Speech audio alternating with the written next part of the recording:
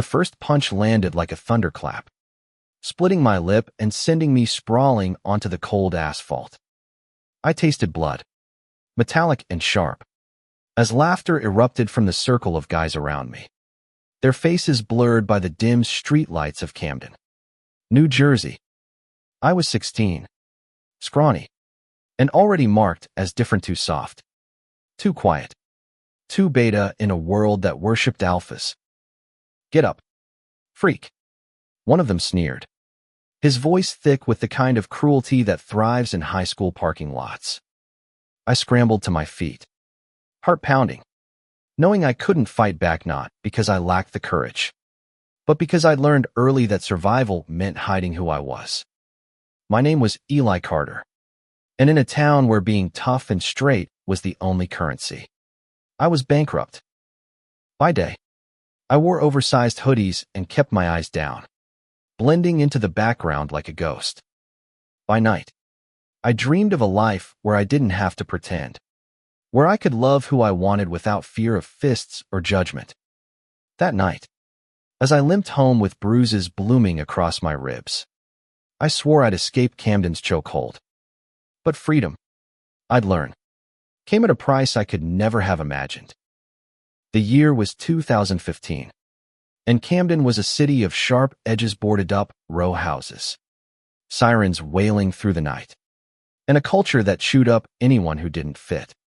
I lived with my dad, a retired factory worker who spent his days drinking and his nights yelling about how I needed to man up. He didn't know I was gay. I barely admitted it to myself.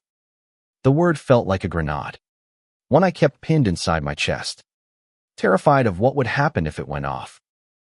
At school, I was invisible, except when I wasn't. The jocks, led by a senior named Travis, had a knack for sniffing out weakness. They didn't know my secret, but they sensed I wasn't one of them, an alpha, a leader, the kind of guy who walked with swagger and owned every room. To them, I was a beta, a nobody, and that was enough to make me a target. But there was one person who saw me differently. His name was Lucas Reed, a transfer student who showed up halfway through junior year. He was tall, with blonde hair that caught the light and a quiet confidence that made people pause.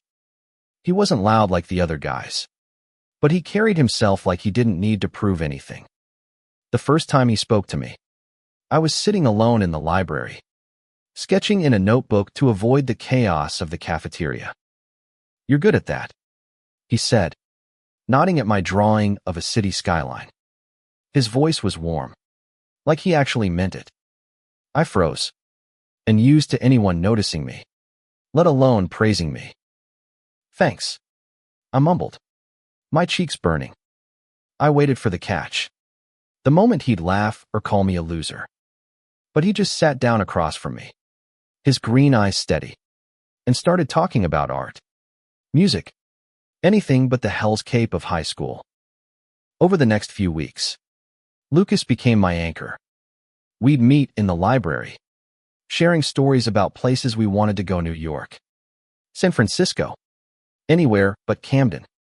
He told me about his mom, a nurse who worked double shifts, and how he'd moved here after his parents' divorce. I told him about my dad, about the bruises I hid under my clothes. But I never told him the whole truth. Not yet.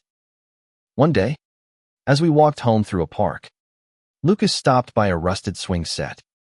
The sun was setting, painting the sky in shades of orange and pink. He looked at me, his expression unreadable, and said, "You don't have to keep hiding, Eli. Not with me." My heart stopped. Did he know? Had I slipped somehow? Let the truth leak out? Panic clawed at me. But before I could bolt, he reached out and squeezed my hand. It was brief, barely a second, but it felt like the world had shifted. "I see you," he said softly, "and I'm not going anywhere." That moment was the first time I felt like I could breathe. But in Camden, breathing was dangerous. Secrets like mine didn't stay buried. And when they came to light, they brought chaos. Lucas and I were about to learn that the hard way.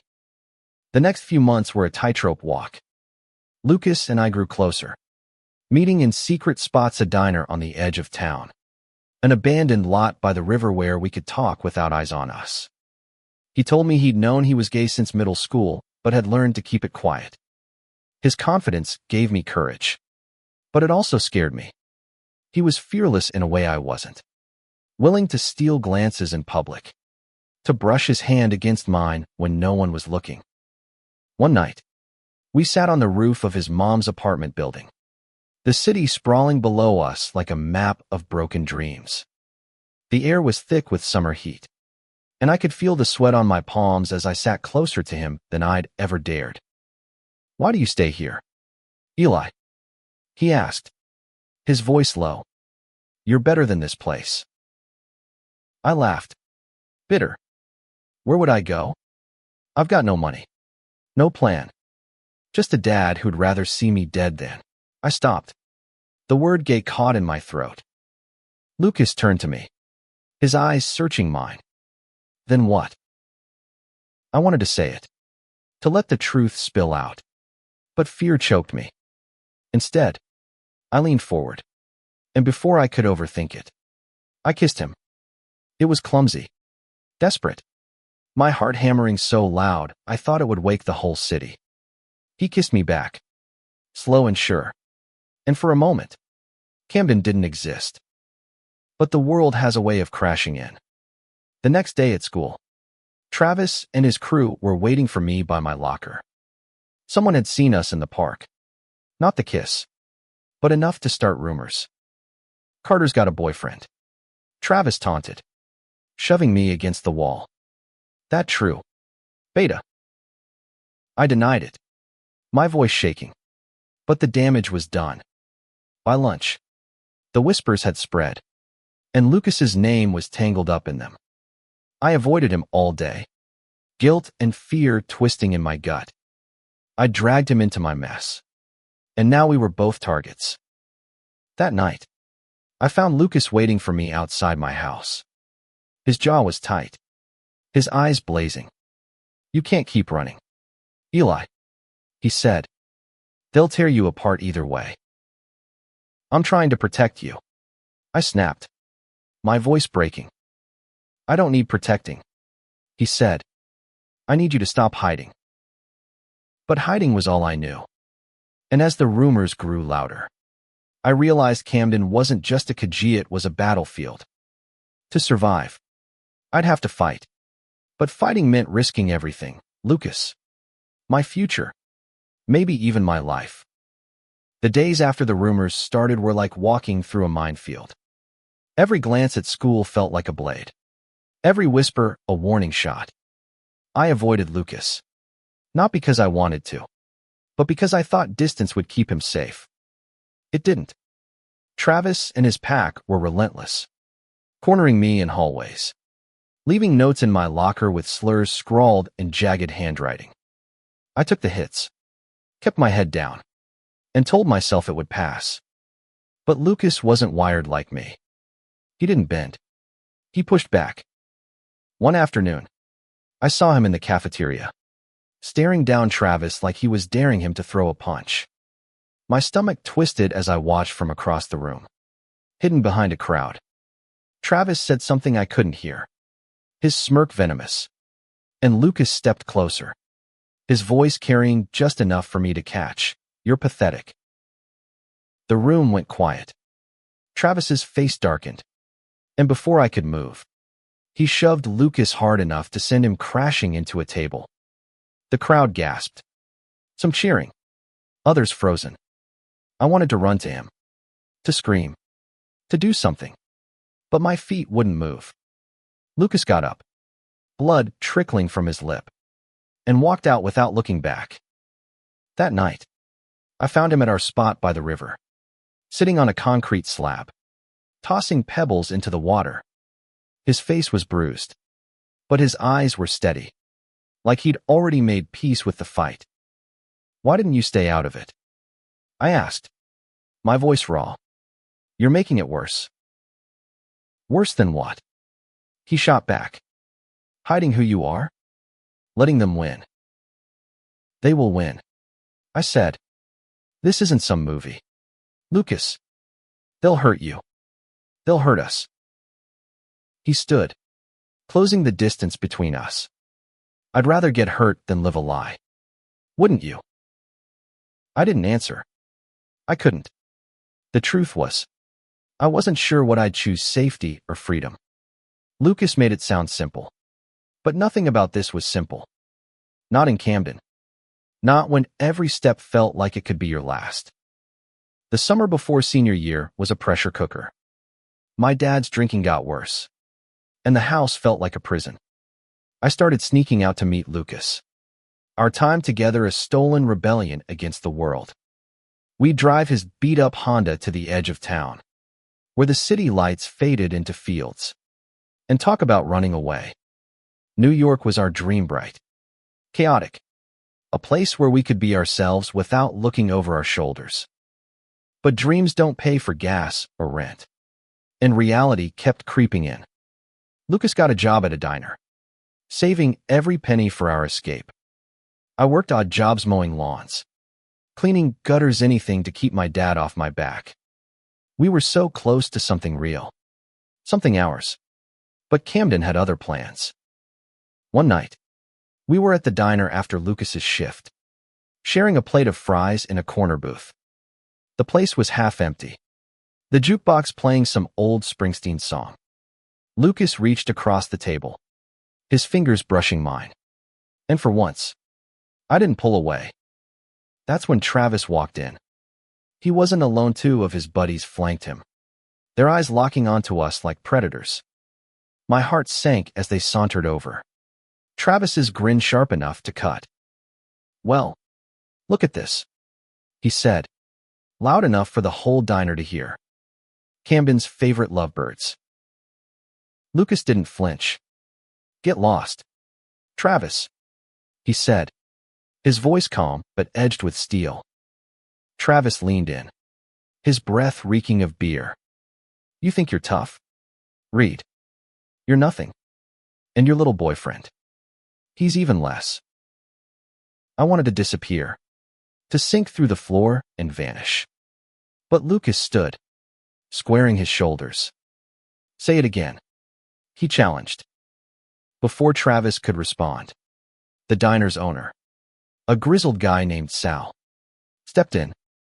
"Take it outside, or I'm calling the cops." Travis laughed, backing off, but his eyes promised trouble. As he and his crew left, Lucas sat back down, his hands shaking slightly. "We need to get out of here," I whispered. "Not just the diner. Camden." Lucas nodded, but his jaw was tight. "We will. But I'm not running scared." The next week, things escalated. Someone spray-painted a slur on Lucas's car, the red letters glaring against the faded blue paint. My dad found out about the rumors and cornered me in the kitchen, his face red with rage. "Is it true?" he spat. "You one of them?" I denied it, my voice barely a whisper. But he didn't believe me. He didn't hit Minute that night, but his words cut deeper than any fist. "You're no son of mine," he said before storming out. I couldn't stay in that house. I grabbed my backpack and ran to Lucas's place, my chest tight with panic. His mom let me in, her face kind but tired. Lucas was in his room, packing a bag. "What are you doing?" I asked, my voice cracking. "Leaving," he said. "I got enough saved. New York. Eli, we can go tonight." I froze. It was everything we'd talked about. But now that it was real, fear gripped me. "What about school? Your mom? My dad?" Lucas stopped, looking at me with a mix of frustration and tenderness. "You can't keep living for them. This is your life. Our life." I wanted to believe him, but doubt gnawed at me. Could we really outrun Camden? Could I be brave enough to live as myself? No disguise. No lies. Before I could answer, There was a knock at the door.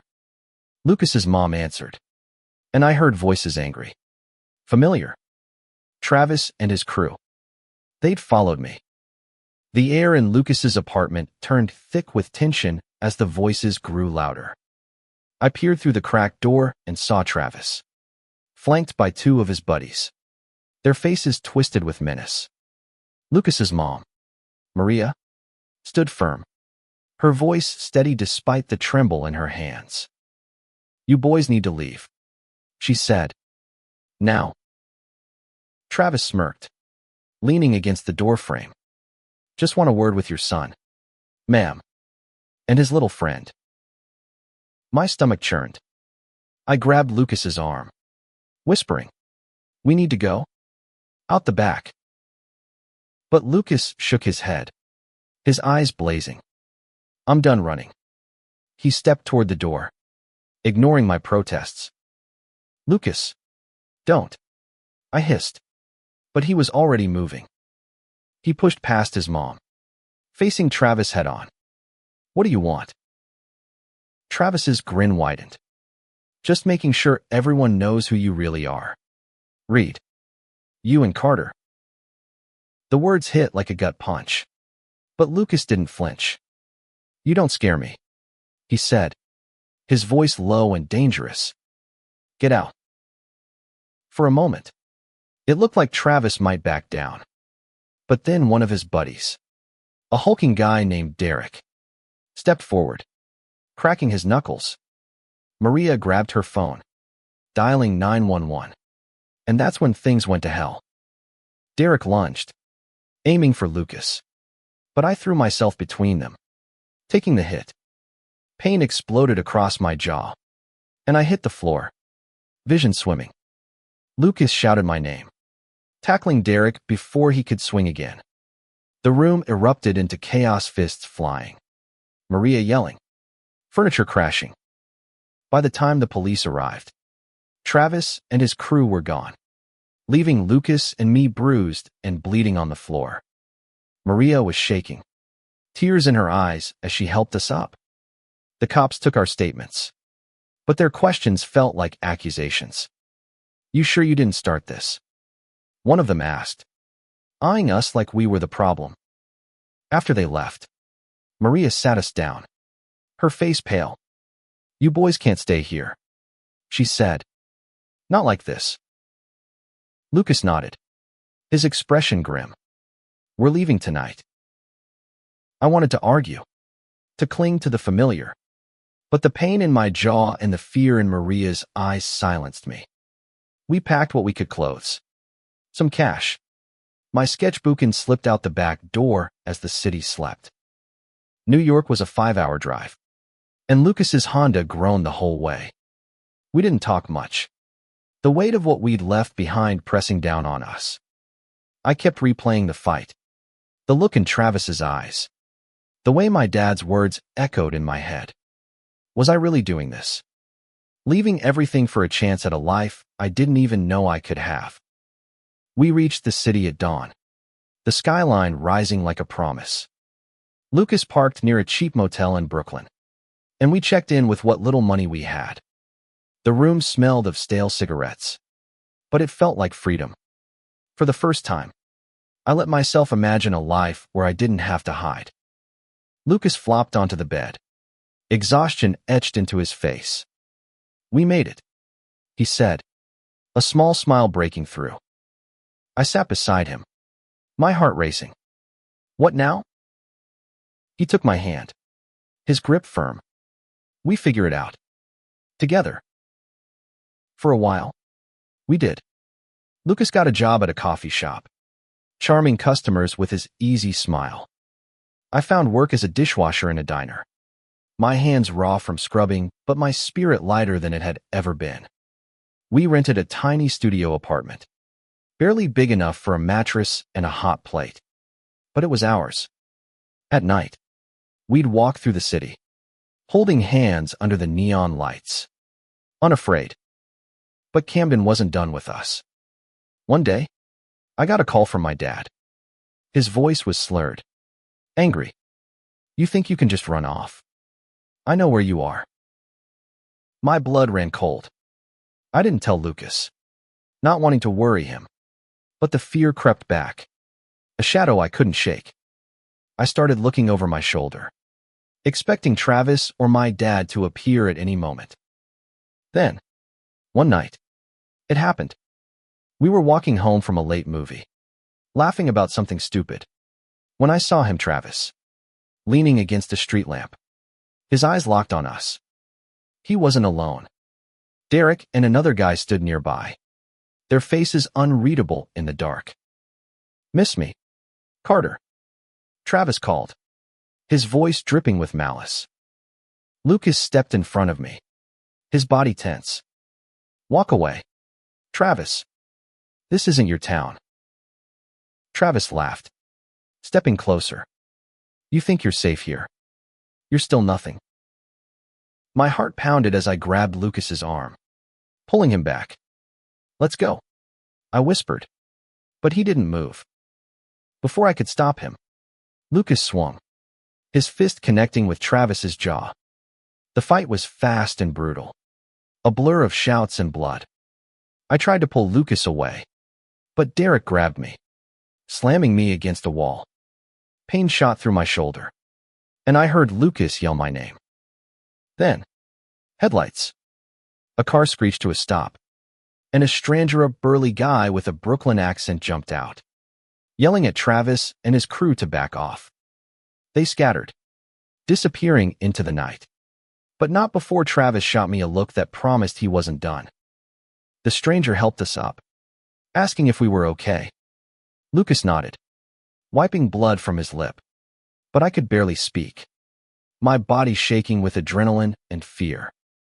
"We can't keep doing this," I said later, back in our apartment, my voice barely above a whisper. Lucas looked at me, his eyes soft but determined. "We're not running again, Eli. This is our home now." But I wasn't so sure. The world still felt like a battlefield, and I didn't know if I had the strength to keep fighting. The weeks after the fight were a blur of paranoia and exhaustion. I couldn't shake the image of Travis's face, the way his eyes burned with hate. Lucas tried to keep things light, dragging me to art galleries and open mic nights. But I was jumpy, always checking the shadows.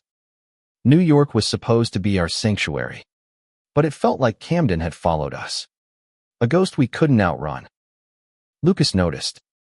One night, as we sat on our tiny balcony overlooking a noisy street, he took my hand. "You're not here, Eli," he said softly. "Talk to me." I wanted to tell him everything about my dad's call, about the fear that kept me up at night, but the words wouldn't come. Instead, I leaned into him, resting my head on his shoulder. "I just want us to be safe," I whispered. "We are," he said, but his voice lacked the certainty it once had. Work kept us afloat, but money was tight. Lucas's coffee shop job barely covered rent, and my diner gig wasn't much better. We started skipping meals to save cash, and I could see the strain in Lucas's face, the way his smile didn't quite reach his eyes anymore. Still, he never complained, always finding ways to make me laugh, a goofy dance in the kitchen, a doodle on a napkin. One day, I found a flyer for an art contest at a local gallery. The prize was $5. 000. Enough to give us some breathing room. I'd been sketching more lately, pouring my fears and hopes into drawings of cityscapes and faces Lucas's. Mostly, he encouraged me to enter, saying my work was better than I gave myself credit for. "You've got something to say," he told me, flipping through my sketchbook. "Show the world." I spent weeks on my piece, a charcoal drawing of two hands clasped against a backdrop of city lights, one scarred and trembling, the other steady and strong. It was us, our story, raw and real. When I submitted it, I felt exposed, like I'd laid my heart bare for strangers to judge. The night of the gallery opening, Lucas and I dressed in our best thrift store finds and walked in. nervous but excited. The room was packed with artists and critics, their voices buzzing with pretension. My drawing hung near the back, and I watched as people paused to look, their expressions unreadable. Then I saw him, Travis. He stood across the room, his eyes locked on my drawing. My heart stopped. How had he found us? Why was he here? Lucas followed my gaze and tensed, his hand gripping mine. Don't, I whispered. But Lucas was already moving, weaving through the crowd toward Travis. I followed, my pulse racing. Travis turned, his smirk as sharp as ever. Nice picture, Carter, he said, his voice loud enough to draw attention. You gonna cry when you lose? Lucas stepped between us. Leave him alone. Travis laughed, but there was something off about him. His eyes were bloodshot, his movements unsteady. He'd been drinking. You think you're untouchable now? He slurred. You're still betas. Both of you. The word stung. But before I could respond, a gallery staff member intervened, asking Travis to leave. He went, but not without a final glare that made my skin crawl. Later, as we walked home, Lucas was quiet. He's not going to stop, he said finally. Not until we make him. What are we supposed to do? I asked, frustration boiling over. Fight him forever. Run again. Lucas stopped, turning to face me. We build a life here, Eli. A real one. He doesn't get to take that from us. The contest results came a week later. I didn't win, but my piece got an honorable mention, and a local artist offered to mentor me. It wasn't the money we'd hoped for, but it was a start, a sign that maybe I could be more than a beta in a world of alphas. Lucas started taking night classes at a community college, studying business, determined to make something of himself. I kept sketching, taking on small commissions to help with bills. We were building something, piece by piece, but the shadow of Travis lingered. One night, I got another call from my dad. Come home, he said, his voice softer than I'd ever heard. We can fix this. I hung up, my hands shaking. Fix what? Me. The idea of going back to Camden made my chest tight. But part of me wondered if he was right. Could I ever really escape? Lucas found me staring at my phone, tears in my eyes. He didn't ask what happened.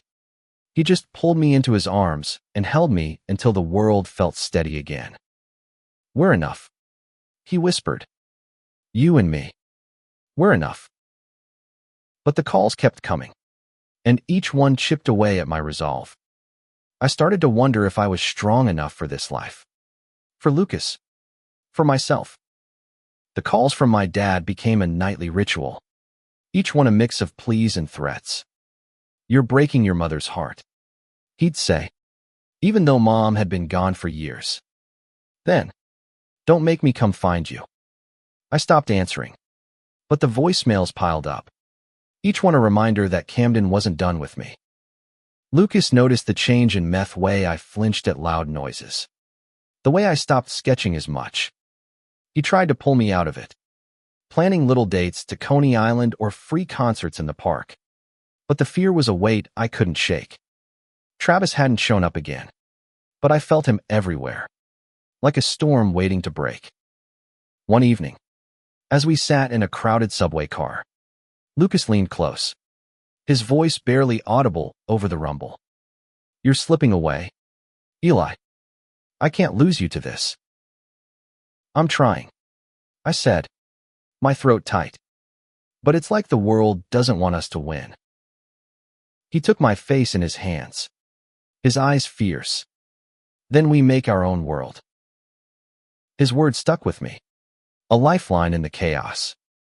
I started sketching again, pouring my fear into drawings of stormy skies and broken chains. My mentor, a painter named Clara, saw something in my work and pushed me to submit to another contest. This one was bigger, with a gallery in Manhattan and a cash prize that could change everything. I worked on my piece in secret, not even showing Lucas. It was a portrait of us 12 figures standing back to back, one bathed in shadow, the other in light, with a city burning behind them. It was raw, messy, everything I felt but couldn't say. When I finished, I felt like I'd left a piece of my soul on the canvas. The night of the contest, the gallery was a world away from Camden sleek, modern, filled with people who spoke in hushed tones about art and meaning. Lucas wore a borrowed blazer, looking prouder than I'd ever seen him. My painting hung near the center of the room, and for once, I didn't feel like a beta. I felt like I belonged. Then I saw my dad. He stood in the corner, his face haggard, his clothes rumpled from the drive. My heart stopped as he walked toward me, his eyes scanning the crowd until they locked on mine.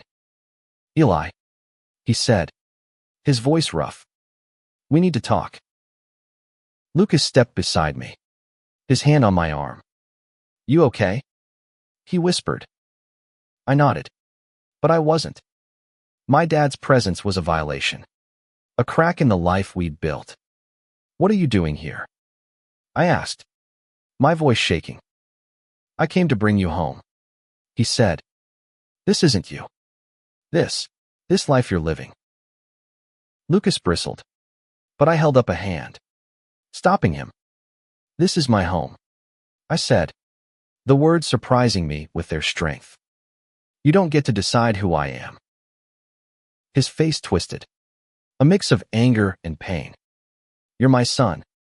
I won't let you throw your life away for what?" I cut him off, my voice rising. "For love. For being myself." The room went quiet, eyes turning toward us. I didn't care. For the first time, I wasn't hiding. My dad stared at me, his jaw tight. Then he turned and walked out, leaving a silence that felt heavier than his words. Lucas pulled me close, his breath warm against my ear. "You did good," he whispered. "I won the contest that night. The prize was $10. 000. Enough to secure our apartment for a year. Maybe more. But the real victory was standing there, in front of my painting, with Lucas by my side, unafraid. But victories don't erase scars. A week later, I got a letter from my dad. No return address. Just a single page in his messy handwriting. "I'm sorry," it read. "I don't understand, but I'm trying."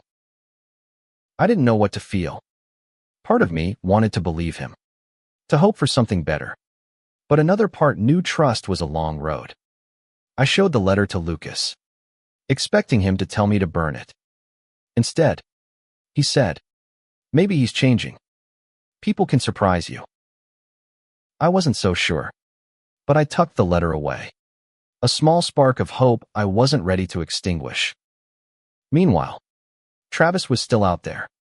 We hadn't seen him since the gallery, but I heard rumors he'd been arrested for a bar fight in Jersey. It should have felt like a relief, but it didn't.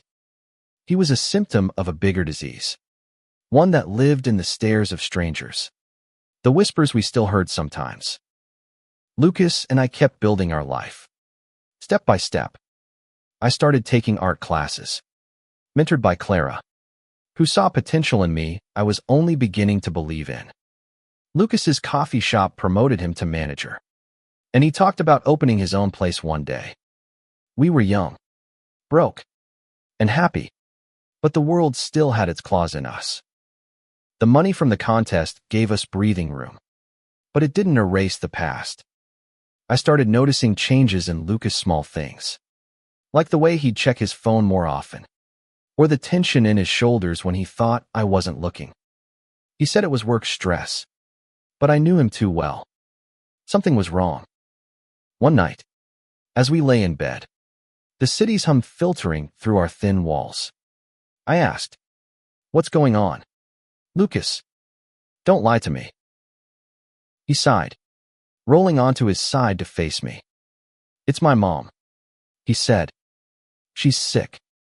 Cancer. She didn't want me to know, but she can't afford the treatment. My heart sank. Maria had been our rock, the one person who'd accepted us without question. Why didn't you tell me? I didn't want to worry you, he said, his voice breaking. You've got enough on your plate. I pulled him close, anger and guilt warring inside me. We're in this together. Remember? The next day, we called Maria. Her voice was weak but warm, and she tried to downplay it, saying she'd be fine. But the truth was in the pauses, the way she avoided talking about chemo. Lucas decided to send most of our savings to her, even though it meant tightening our belts again. I can't lose her, he said, his eyes red. She's all I've got besides you. I nodded. But the weight of it all, Camden. Travis. My dad. Now this felt like it was crushing us. I threw myself into my art, taking on more commissions to help with bills. Clara got me a gig painting a mural for a community center, a project that kept me out late most nights. Lucas worked double shifts, and we started passing like ships in the night, too tired to do more than collapse into bed. One evening, as I painted the mural, a vibrant scene of hands reaching across a city skyline, I got a text from an unknown number. You can't hide forever. Beta. My blood ran cold. Travis. It had to be. I looked around, half expecting to see him in the shadows. But the street was empty. I didn't tell Lucas, not wanting to add to his stress. But the message haunted me. A week later, I came home to find our apartment door ajar. My heart pounded as I stepped inside, calling Lucas's name. He was there, sitting on the couch, his face pale. Papers were scattered on the floor, bills, medical forms, and a photo of us from the gallery night, torn in half. Someone was here, he said, his voice hollow. They didn't take anything. Just left this. He handed me a note, scrawled in black marker. You don't belong here. I felt sick. This wasn't just Travis anymore. It was Camden, my dad. Every voice that had ever told me I was less than. I sank onto the couch, my hands shaking. We can't keep doing this, I said. It's never going to stop. Lucas knelt in front of me, his hands on my knees. It will. We're stronger than they are. But I wasn't sure I believed him anymore. The world felt too big, too heavy, and I was tired of fighting. The mural project became my escape. I poured everything into it, me fear, my love, my hope for something better. The community center was in a rough part of Brooklyn, but the kids who hung around there reminded me of myself at their age, scared, defiant, searching for a place to belong. One day, a teenager named Jaden, maybe 15, watched me paint. That's dope, he said, nodding at the mural. You make this stuff up? Sort of, I said, smiling. It's what I feel. He hesitated, then said, people around here, they don't like guys like you. You know. My heart skipped a beat. Guys like me. He shrugged, looking away. You know? Different. I saw myself in him, the fear I'd carried for so long. You don't have to hide who you are, I said, surprising myself. Not forever. He didn't respond, but he came back the next day, and the next, watching me paint. I started teaching him, showing him how to blend colors, how to let his emotions guide the brush. It felt good, like I was giving him something I'd never had. But at home, things were fraying. Lucas was distant, buried in worry about his mom. I was paranoid, jumping at every noise, expecting Travis or worse. We fought more, small arguments that exploded into silence. One night, I snapped. You're shutting me out. Lucas, I can't do this alone. I'm trying. He shot back. But I can't be your hero all the time. The words cut deep. I walked out, needing air, needing space. The city felt alive around me, but I'd never felt so alone.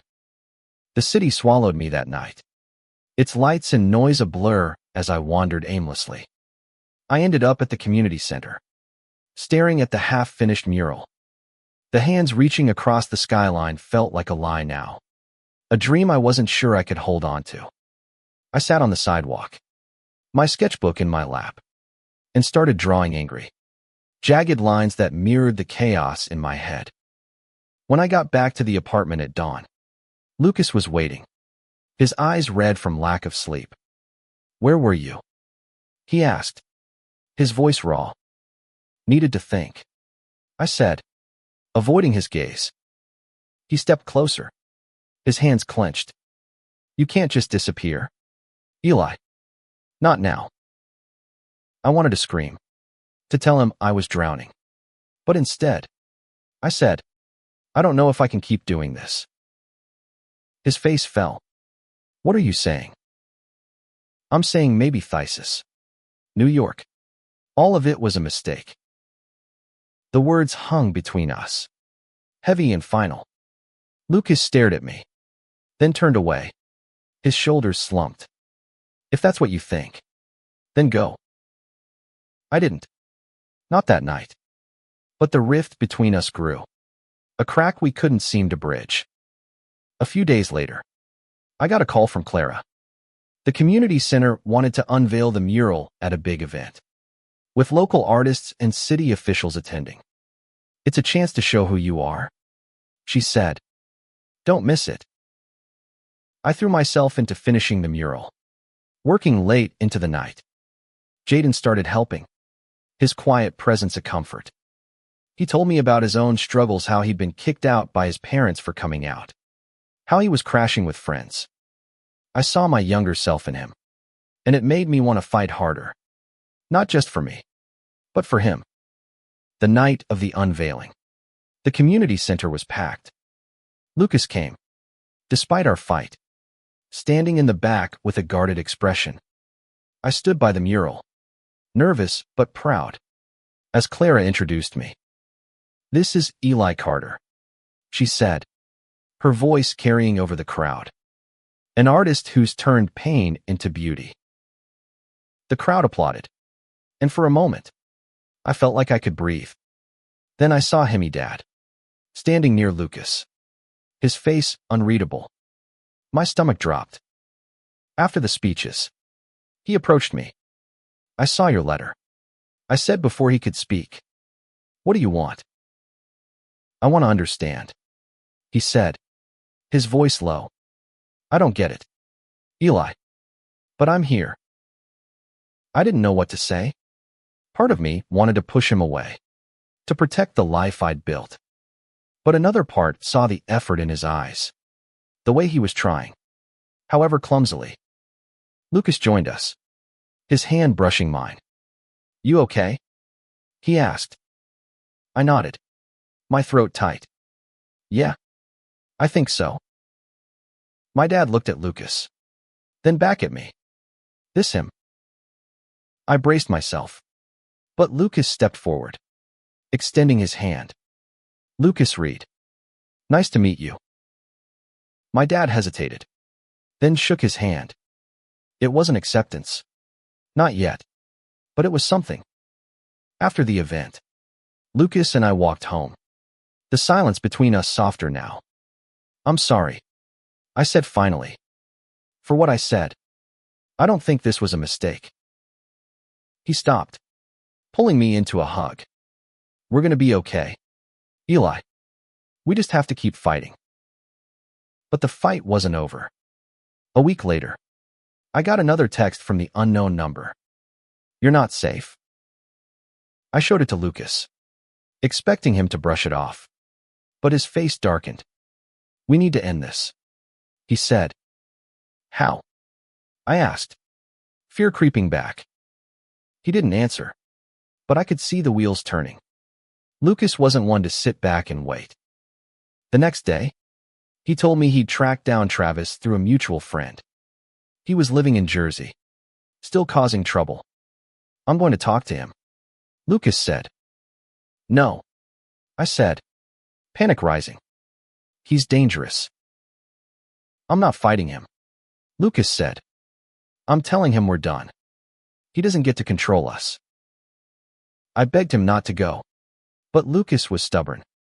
He left that night, promising to be back by morning. I stayed up, pacing, my phone clutched in my hand. When he didn't come home, I knew something was wrong. The hours crawled by, each one heavier than the last. I called Lucas's phone, but it went straight to voicemail. By dawn, I was frantic, my mind racing with worst-case scenarios. I called Maria, hoping she'd heard from him, but she hadn't. Her voice was strained, her worry mirroring mine.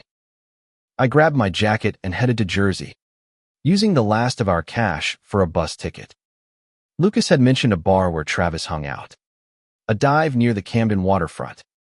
It was a long shot, but it was all I had. The bar was a grimy hole in the wall, the kind of place where dreams went to die. I stepped inside, my heart pounding, and scanned the room. Travis was there, sitting at the counter, nursing a beer.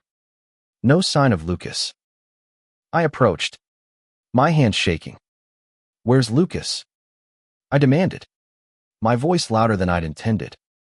Travis turned, his eyes narrowing. What are you doing here? Beta. Tell me where he is, I said, stepping closer. He laughed, but it was hollow. Your boyfriend came looking for me last night. Tried to talk big. Didn't go well. My blood ran cold. What did you do? Travis shrugged, but his eyes flickered with something guilt. Maybe. He's fine. Probably licking his wounds somewhere. I grabbed his shirt, surprising myself with my own strength. Tell me where he is, or I swear. Relax, he said, pushing me off. He's at the old warehouse by the pier. Got a little roughed up, but he's alive. I ran out, my heart in my throat. The warehouse was a crumbling relic, its windows shattered, its walls tagged with graffiti. I found Lucas inside, slumped against a wall, his face bruised and bloody. Eli, he croaked, his voice weak. I knelt beside him, tears streaming down my face. I'm here, I said, helping him up. I've got you. He leaned on me as we stumbled out, the morning light harsh against his injuries. I got him to a hospital, where they patched him up broken ribs. A concussion, but he'd be okay. As he rested, I sat by his bed, holding his hand, the weight of everything crashing over me. I'm sorry, he whispered. I thought I could stop him. You don't have to fight alone, I said. We do this together. Remember? He nodded, squeezing my hand. Together. We went to the police, filing a report against Travis. This time, they took it seriously, especially with Lucas's injuries and the texts I'd saved. Travis was arrested a week later, charged with assault. It wasn't justice. Not really. But it was something. Maria's treatment was going better than expected, and Lucas started visiting her more, rebuilding their bond. My dad sent another letter, longer this time, talking about how he was going to therapy, trying to understand. I didn't know if I could forgive him, but I wrote back, a short note saying I was okay. It was a start. The mural was a hit, and the community center offered me a part-time job teaching art to kids like Jaden. I saw myself in them, the fear and the hope, and I realized that was my fight, now helping them find their voice, their strength. Lucas and I moved to a slightly bigger apartment, one with a real kitchen and a view of the skyline. We were still broke, still young, still figuring it out, But we were free. Not the kind of freedom I'd imagined as a kid, where everything was perfect, but the kind you earn. Scarred and bruised, but yours. One night, as we stood on our new balcony, the city glittering below, Lucas turned to me. "You're not a beta, Eli," he said. "You never were. You're the strongest person I know." I laughed, leaning into him. Takes one to know one. We kissed, the world fading away. And for the first time, I believed we'd made it. Not because the fight was over, there would always be fights, but because we'd found something worth fighting for. Each other. Our truth. Our home.